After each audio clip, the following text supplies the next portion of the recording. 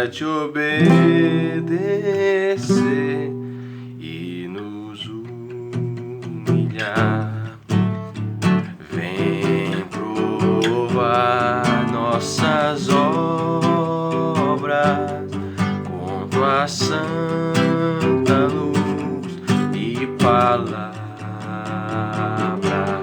Faz crescer a fé, faz-nos ver, Senhor, a revelação do Consolador.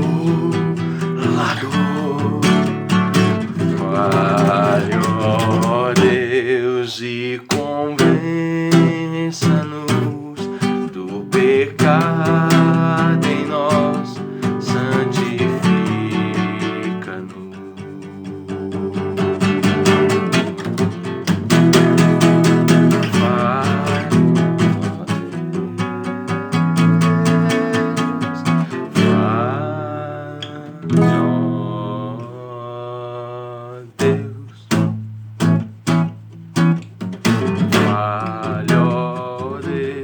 Dá-nos mente sã pra compreender teus propósitos,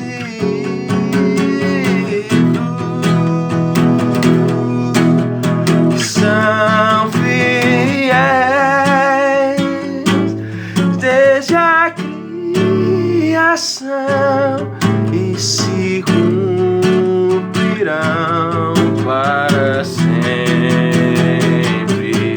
Pela graça vamos permanecer, pela fé seguir,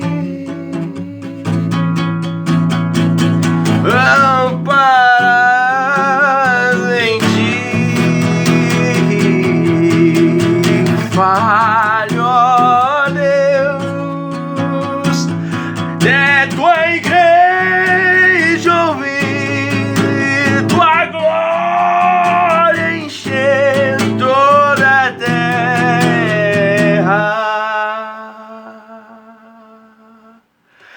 Fale, ó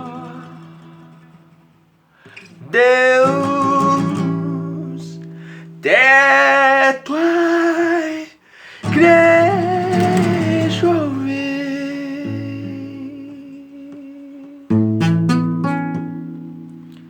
de tua glória encher toda a terra.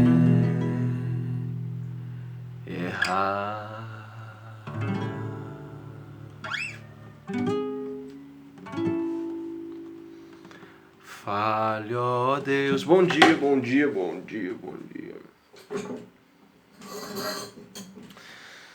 Bom dia. Hoje eu acordei pensando na voz de Deus. Me veio à mente esse texto aqui de Lucas capítulo 24, versículo 32. A gente já orou, já leu a Bíblia hoje. Como está seu coração? Tudo em paz? Vamos lá.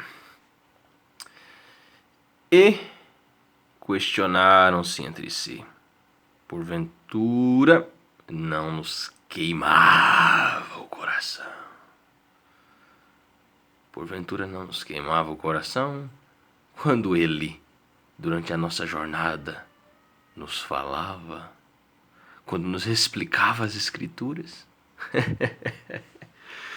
Porventura não queimava o coração quando Ele, durante a nossa jornada, nos falava, quando nos explicava as Escrituras?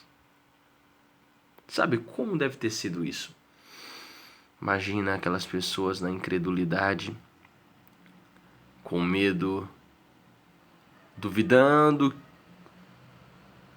das palavras de Jesus, se perguntando: será Ele o Messias? Será Ele mesmo? Como Ele morre? E eles não estavam vendo que Salmo 22, Isaías 53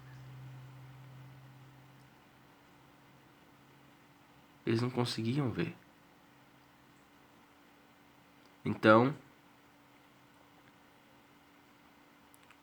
quando ele, tomando o pão, deu graças, partiu, deu a eles, naquele mesmo instante, se abriram os olhos. Talvez eles se lembraram das ceias, não? Da ceia do Senhor. Esse texto é enigmático porque existe uma interpretação bem óbvia dele, né? Que geralmente a fé começa a aparecer geralmente depois da primeira ceia ou depois da primeira comunhão, ou quando alguma coisa do nosso dia a dia nos faz lembrar do Senhor. Isso nos faz queimar o coração. É comum cristãos verdadeiros estarem fazendo qualquer coisa no seu dia a dia e de repente alguma coisa que ele faz ou que ele escuta, ele lembra do Senhor Jesus, lembra de algo que foi pregado na igreja, da palavra de Deus, e o seu coração começa a queimar. Sabe, o nosso coração só queima quando Deus está falando. Às vezes a gente pode sentir alguma emoção bacana, legal, né? Boa. Por exemplo, quando uma pessoa que nós amamos nos diz algo belo, nos diz que nos ama, lembra do nosso aniversário, nos dá algum presente, isso aquece o nosso coração de certa forma. Mas a forma com que a palavra de Deus aquece o coração dos eleitos, dos cristãos, é algo maravilhoso. E quando Cristo falava, o coração queimava. Quem sabe quando Jesus Cristo disse: ó, tolos de entendimento e lentos de coração, para crer em tudo quanto os profetas já declararam a vós. Eu fico imaginando, eu não sou um bom ator, sabe? Eu sou horrível. Nossa, se eu dependesse da minha atuação para ganhar alguma coisa, sabe? Eu morreria de fome. Mas como Jesus falou essas palavras, eu fico pensando. Será que ele falou em voz alta? Será que ele se indignou? Ah, tolos de entendimento! Mas ele estava próximo, ele estava andando com os discípulos, então ele não deve ter falado alto. Quem sabe ele abaixou a cabeça e falou num tom de desânimo. Ó, tolos de entendimento. Lentos de coração para crer em tudo quanto os profetas já declararam a vós. Quem sabe ele falou de maneira rápida. Ó, tolos de entendimento e lentos de coração para crer em tudo quanto os profetas já declararam a vós. Eu não sei que entonação Jesus usou, mas eu sei que queimou. De uma coisa eu sei, ardeu, queimou. E muito. Você já teve essa sensação? Você estava escutando uma mensagem, o seu coração queimava, porque aquele pregador estava um pouco cheio do Espírito Santo. Quem sabe quando as pessoas escutavam Spurgeon pregando no tabernáculo metropolitano de Londres, eles sentiam esse fogo, esse coração queimando. Quem sabe quando os pecadores ouviam George Whitefield pregar ao ar livre, eu não sei, até hoje não sei como é que fala, é George Whitefield ou George Whitefield, não sei. Dizem que o coração dos ouvintes ardia, derretia como cera derretida, como fogo queimando a palha. Não é difícil imaginar George Whitefield pregando, com aquele inglês, com sotaque, não sei, talvez britânico ou americanizado. É maravilhoso, né? Quando George Whitefield pregava sobre o Sermão da Montanha ou sobre a ressurreição do Senhor. Eu creio que é uma das coisas que ele mais gostava de pregar. As bem-aventuranças e a ressurreição do Senhor. Porque é maravilhoso, né? Quando o Senhor aparece para os discípulos. Ele poderia vir com a lista enorme de pecados. Afinal, tanto na presença do Senhor, durante o ministério de Cristo, andando com o Senhor, quanto depois da sua morte, os discípulos pecavam muito. E nós também pecamos porque somos falhos e fracos. Mas Jesus poderia aparecer com uma lista enorme. Pedro, você isso. Tomé, você aquilo. Felipe, você fez isso. E João, e etc, etc, etc. Não, mas ele aparece dizendo: paz seja convosco. Paz seja convosco. Paz seja convosco. E com certeza o coração dos discípulos queimava. Quando Jesus pregou pela primeira vez o Sermão da Montanha, imagina ouvir aquelas palavras pela primeira vez ao vivo, assim. Imagina você sentado ali numa grama, vendo o vento tocando o seu rosto, as crianças, quem sabe, se sentando ao lado dos seus pais, os idosos, a mãe, e Jesus subindo até uma altura e ficando alto, e o vento e a providência de Deus proporcionando a melhor acústica do universo, fazendo a multidão ouvir perfeitamente as palavras de Jesus no alto daquela montanha. E o interessante é que, após o último versículo do discurso, diz que Jesus não ensinava como os fariseus, ele ensinava com autoridade. E o interessante é que a ideia inicial do Sermão da Montanha dá uma ideia de alguém gritando a toda a força dos pulmões. Nossa, meu Deus, devia ter sido maravilhoso estar ali para ouvir o Sermão da Montanha. E é claro, os corações queimaram. E como? Bem-aventurados! Eu não consigo imaginar como foi esse sermão. Nem todo que diz Senhor, Senhor, entrará no reino dos céus. Ai! Muitos naquele dia me dirão: Senhor, Senhor, Lord. Muitos naquele dia me dirão: Senhor, Senhor, em teu nome, apartai-vos de mim, malditos, eu nunca vos conheci. Como deve ter sido ouvir o Sermão da Montanha pessoalmente? Uau! Uau! E como deve ter sido ouvir Mateus 23, na cadeira dos escribas e fariseus, na cadeira de Moisés, está sentados, nossa, uau, sepulcros caiados, raça de víboras era João Marcos, enfim. Serpentes, vocês limpam o exterior.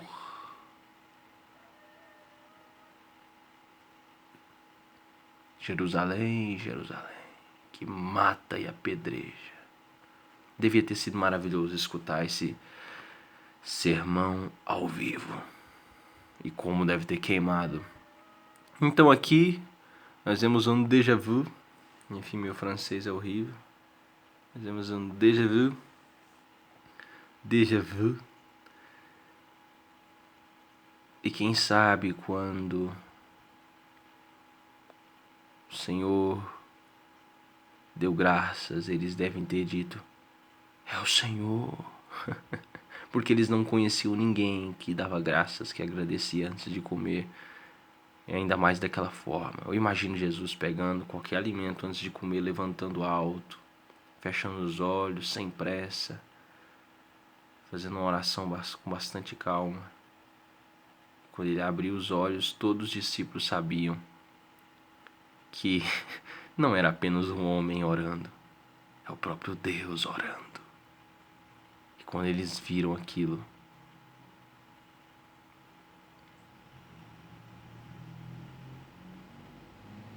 imagina Jesus desaparecer diante dos olhos deles. Talvez até o pão caiu no chão. Caiu na mesa. Jesus deu graças, partiu, deu a eles. De repente, E eles perguntam: é o mestre, é ele. É ele estava aqui, como que nós não vimos? Agora, textos como Salmo 22, Salmo 23, Salmo 24, a trilogia do bom pastor. O bom pastor morre pelas ovelhas, Salmo 22. O bom pastor cuida das ovelhas durante toda a sua vida. Certamente a bondade e a misericórdia me seguirão todos os dias da minha vida, Salmo 23. A soberania de Deus na salvação. O monergismo, a santificação, é um trabalho do bom pastor, porque sem ele nada podemos fazer. Salmo 23. Do começo ao fim, tudo é pela graça na vida cristã, como o Dr. Martin Lloyd-Jones dizia. E Salmo 24. A glorificação, a ressurreição, a entrada triunfal do bom pastor nos portais da glória. Abram os portais. Martim Lutero gostava de dizer: escancare os portais do meu coração para que entre o Rei da Glória em mim. Arrebentem os portões do meu coração. E de fato, quando o poder da ressurreição, quando um cristão é salvo, quando ele tem seus olhos abertos, o Salmo 24 se cumpre na sua vida. O Rei da Glória entra e ele nunca mais é o mesmo. E questionaram-se entre si: porventura não nos queimava o coração quando ele, durante a nossa jornada, nos falava, quando nos explicava as Escrituras?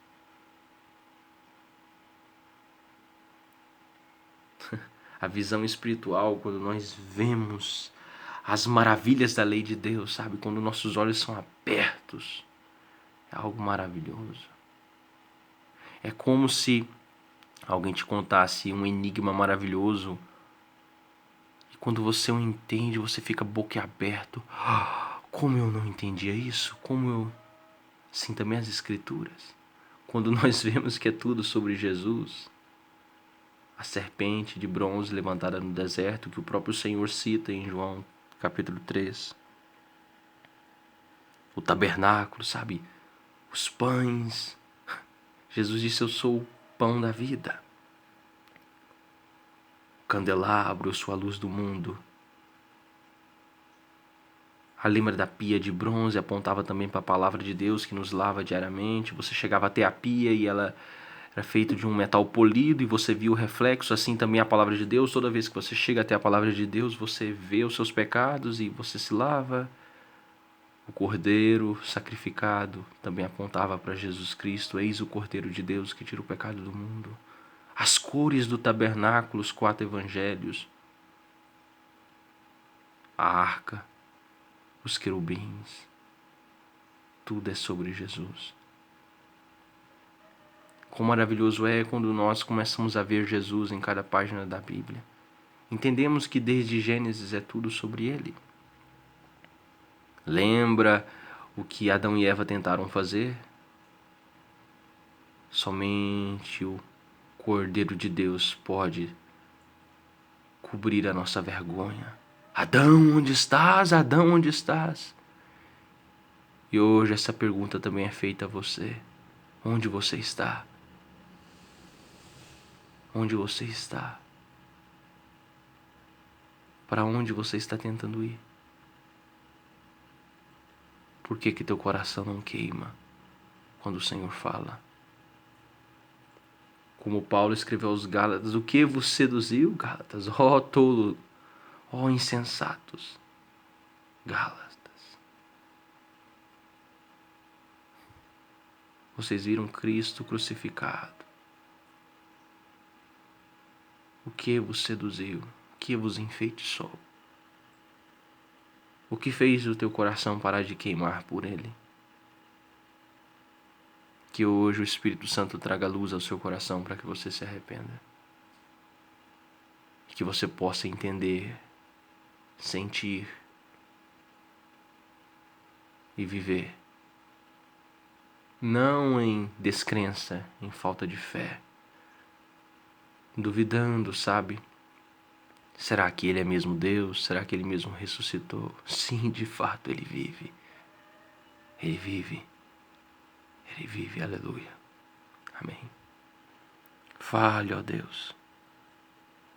Fale, ó Deus.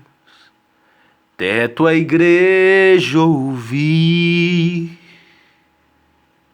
e tua glória encher toda a terra.